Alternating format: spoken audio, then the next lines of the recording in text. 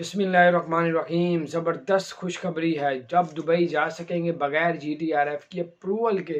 पहले अप्रूवल में ही बड़ा मसला होता था, अप्रूवल ही नहीं आती थी। अब दुबई हुकूमत ने ऐलान कर दिया है कि अब कोई आएगा तो GTRF की अप्रूवल नहीं लेनी पड़ेगी। एक साल से लोग इंतज़ार कर रहे थे, रेजिडेंट परमिट वाले और उसके अलावा बाकी वीज़े वाले भी। तो बहरहाल पाकिस्तान के लिए टूरिस्ट वीज़ा, विज़िट वीज़ा भी मुअत्तल है, अभी नहीं दिया जा रहा। लेकिन GTRF की जिनको अप्रूवल लेके जाना पड़ती थी, अब वो ख़त्म कर दिया। अब GTRF की अप्रूवल नहीं लेनी पड़ेगी, बग़ैर अप्रूवल के जा सकेंगे। बाहर अपना ख्याल रखें। अगर आपने हमारे चैनल को सब्सक्राइब नहीं किया तो सब्सक्राइब कर दें, बेल आइकन को प्रेस कर लें ताकि नई सी अपडेट्स आप तक पहुँचती रहें। अपना ख्याल रखें। अस्सलाम वालेकुम रहमतुल्लाहि व बरकातुहू।